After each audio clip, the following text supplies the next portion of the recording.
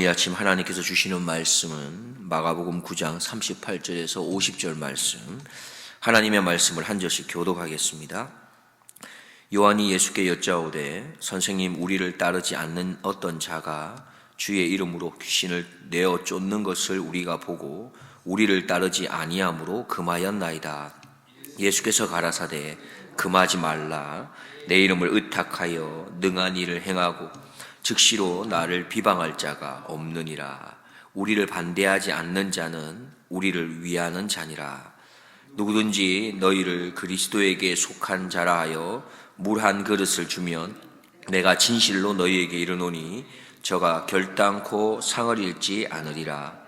또 누구든지 나를 믿는 이 소자 중 하나를 실족해 하면 차라리 연자맷돌을 그 목에 달리우고 바다에 던지움이 나으리라. 만일 네 손이 너를 범죄케 하거든 찍어버리라. 불구자로 영생에 들어가는 것이 두 손을 가지고 지옥 꺼지지 않는 불에 들어가는 것보다 나으니라. 만일 네 발이 너를 범죄케 하거든 찍어버리라. 절뚝발이로 영생에 들어가는 것이 두 발을 가지고 지옥에 던지우는 것보다 나으니라. 만일 내 눈이 너를 범죄케 하거든 빼어버리라. 한 눈으로 하나님의 나라에 들어가는 것이 두 눈을 가지고 지옥에 던지오는 것보다 나으니라. 거기는 구더기도 죽지 않고 불도 꺼지지 아니하느니라. 사람마다 불로써 소금 치드담을 받으리라. 함께 봅니다. 소금은 좋은 것이로되 만일 소금이 그 맛을 잃으면 무엇으로 이를 짜게 하리요. 너희 속에 소금을 두고 서로 화목하라 하시니라. 아멘.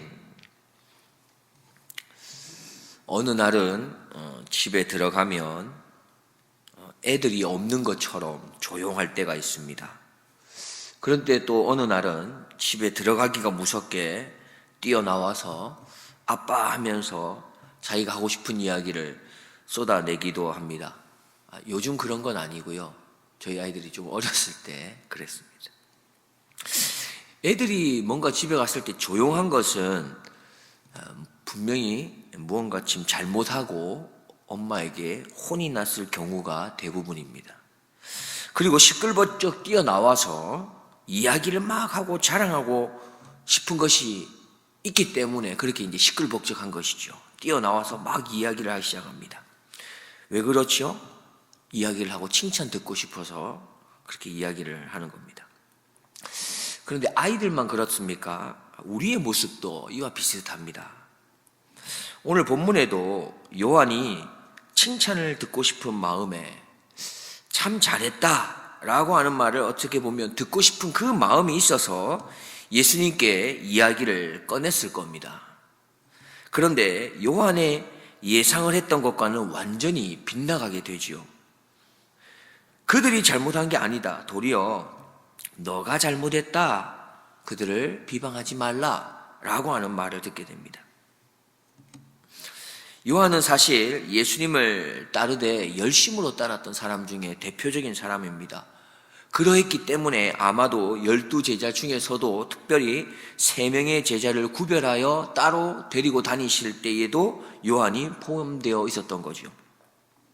그래서일까요? 아마 요한은 자신이 예수님을 따르면서 어쩌면 스스로가 좀 대견스러워 보였을지도 모르겠습니다. 스스로가 내가 좀 잘하고 있다, 칭찬받을 만한 행동을 하고 있다 라고 여겼을지도 모릅니다. 어쩌면 다른 제자들보다 내가 예수님께 더 많은 사랑을 받았다고 여겼을지도 모르겠습니다. 그래서일까요? 예수님을 따르지 않는 자가 예수님의 이름으로 귀신을 쫓아내는 것은 이건 잘못된 거야 라고 하는 확신이 있었고, 자기가 가지고 있는 이 확신은 예수님도 분명히 그렇게 생각하실 거다라고 하는 확신에 이르렀던 겁니다. 그런데 그건 요한의 착각이었던 것이죠. 예수님께서는 말씀합니다. 비방하지 마라. 이렇게 말씀을 하십니다. 비방은 나는 맞고 너는 틀렸어. 우리가 하는 건 맞고 너희들이 하는 건 틀린 거야. 잘못된 거야. 여기로부터 나오는 것이 비방입니다. 예수님의 제자인 자신들이 예수님의 이름으로 귀신을 내쫓는 것은 잘한 것이지만 예수님을 따르지 않는 자들이 함부로 예수님의 이름을 가지고 귀신을 내쫓는 것, 이건 잘못된 것이다 라는 것입니다. 요한의 관점이 지금 어디에 있습니까? 요한이 가지고 있는 이 관점은 이렇습니다. 누가 고쳤느냐? 여기에 관점이 있습니다. 그래서 똑같이 귀신 들린 자를 예수님의 이름으로 고쳤는데 우리가 한 건 잘한 거고 저들이 한 건 잘못된 거다. 그래서 요한은 쉽게 비방했던 거죠. 그런데 예수님의 관점은 어디에 있는 것입니까? 누가 고쳤느냐? 여기에 있지 않다라는 겁니다. 예수님의 관점은 누가 고침을 받았느냐? 여기에 관심이 있습니다. 예수님께서는 귀신으로부터 고통받고 있던 하나님의 백성이 예수님의 이름으로 고침을 받고 자유함을 얻었으니 그러면 하나님께 영광이 되는 것 아니겠느냐 말씀하십니다. 오늘 하루 우리의 관심, 우리의 관점을 돌려서 예수님의 관심과 예수님의 관점에 집중해야 하겠습니다. 그리고 집중하지 말아야 할 것, 다시 말해 누가 이 일을 했는지 여기에 집중하지 말고 집중해야 할, 다시 말하면 누가 이 일로 하늘의 기쁨을 맛보았는가 여기에 집중하여서 예수님의 이름만 드러나게 하시고 나뿐만이 아니라 모든 그리스도인 형제 자매들로 인해서 예수님의 이름으로 영적인 눌림에서 해방되는 그런 사람들이 많아지기를 우리가 그렇게 축복하며 살아야 될 줄로 믿습니다. 혹시 예수님을 믿는 형제나 자매들에게, 다시 말해 우리 교우들을, 옆에 있는 교우들을 향해서 물 한 잔 대접해 보신 경험이 있으십니까? 커피 한 잔? 식사 한 번? 만약 그렇게 경험이 있으시다면 우리는 반드시 상을 받을 것입니다. 이건 제 말이 아니라 오늘 하나님께서 그렇게 말씀하셨기 때문이죠. 결단코 상을 잃지 않을 것이다 말씀하셨습니다. 물 한 그릇 대접하는 것이 사실 그렇게 어렵습니까? 커피 한 잔 대접하는 것이 그렇게 어려운 건 아닌데, 그런데도 하나님께서는 그것을 그냥 지나치지 않고 그 행동에 대해서 상을 주시겠다 말씀합니다. 얼마나 감사한 일입니까? 우리가 예수님을 믿는 그런 형제 자매들에게 대접하면 아무리 사소한 일일지라도 하나님께서는 상을 준비하시겠다 말씀합니다. 우리가 교회 안에서 섬김이라고 하는 이 마음을 가지고 여러 가지 헌신, 봉사 이런 것들을 하셨습니까?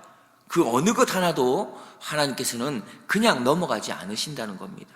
물 한 그릇 대접한 것도 기억하시는 하나님이시라는 것이죠. 사람들은 다 알아주지 못합니다. 도리어 나의 섬김을 오해하고 그릇되게 받아들이기도 합니다. 그러나 하나님께서는 우리의 중심을 아시고 우리의 마음을 아시지요. 혹 교회의 여러 가지 일들을 힘겹고 또 포기하고 싶고 그래서 그만두고 싶은 그런 분이 계십니까? 다시 한번 기도해 보십시오. 그리고 우리의 섬김은 절대로 그냥 넘어가는 것이 하나도 없습니다. 반드시 하늘의 상급을 주시기 때문입니다. 계속해서 42절부터는 이제 정반대되는 이야기를 좀 하십니다.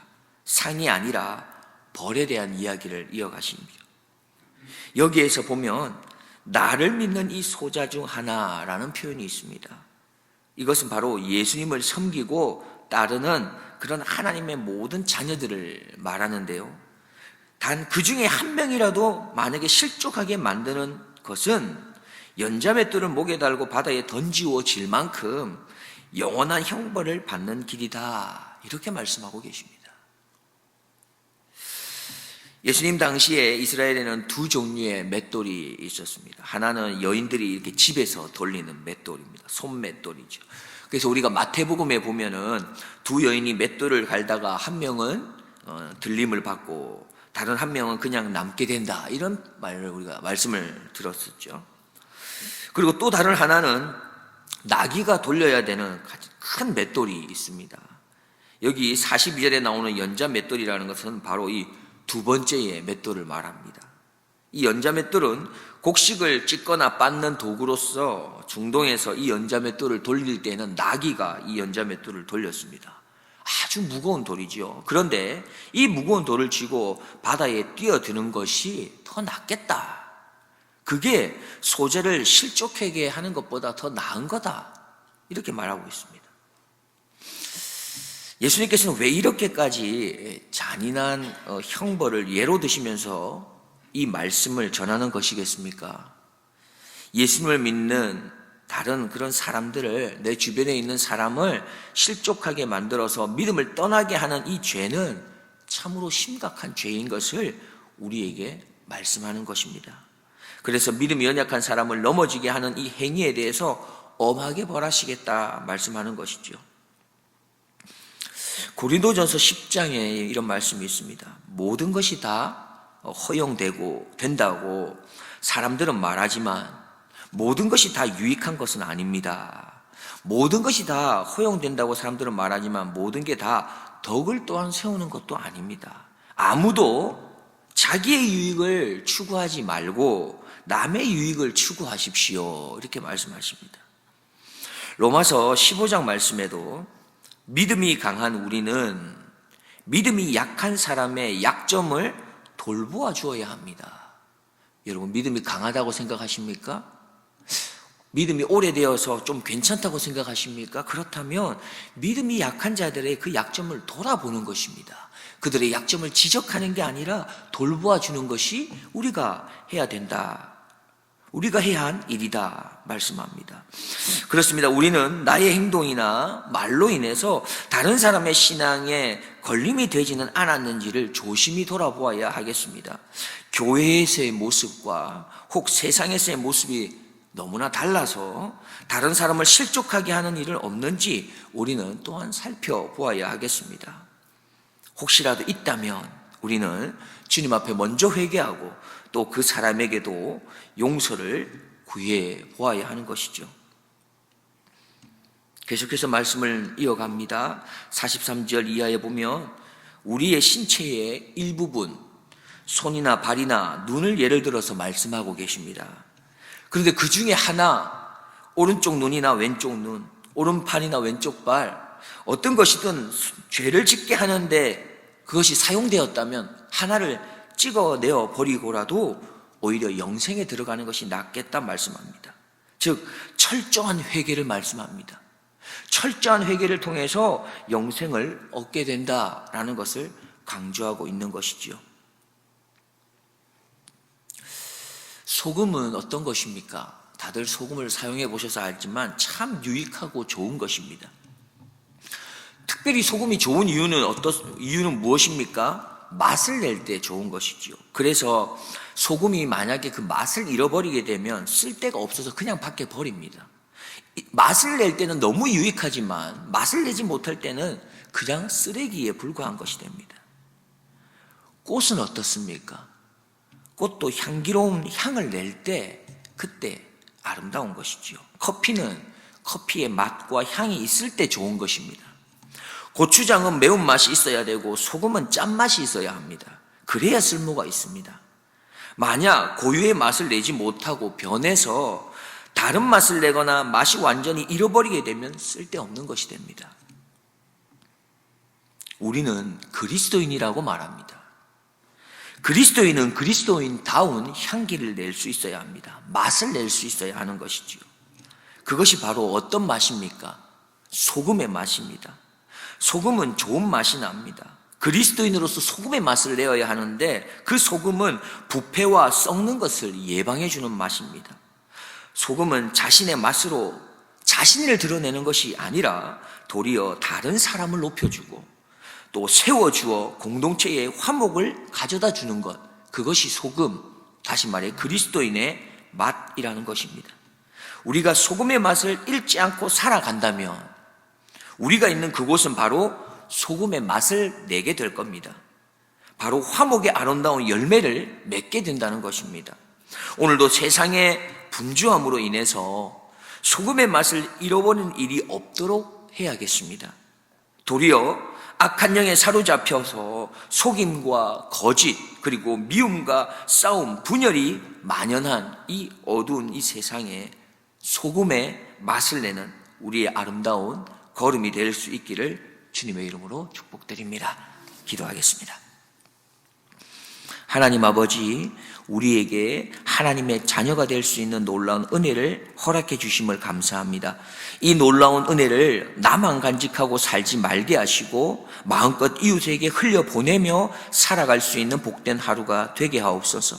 부족하지만 작은 섬김과 나눔과 배려와 용서를 통해 오늘도 내가 있는 모든 곳에서 예수님의 이름의 아름다운 향내만 나타낼 수 있도록 우리를 붙들어 주시옵소서. 하나님, 소원합니다. 우리가 소금의 맛을 내게 하여 주시옵소서. 소금으로 썩어져가는 이 세상을 조금이나마 변화시킬 수 있는 그 한 걸음을 살아내게 해 주시옵소서. 그리하여 우리의 작은 섬김, 작은 소금의 헌신과 희생을 통해 하나님 나라의 승리가, 하나님 나라의 영광이 이 땅 가운데 임하게 하여 주시옵소서. 예수 그리스도의 십자가의 희생과 섬김과 겸손의 능력이 승리함을 목도할 수 있게 도와 주시옵소서. 감사드리며 섬김에 주로 오신 예수 그리스도의 이름으로 기도드리옵나이다.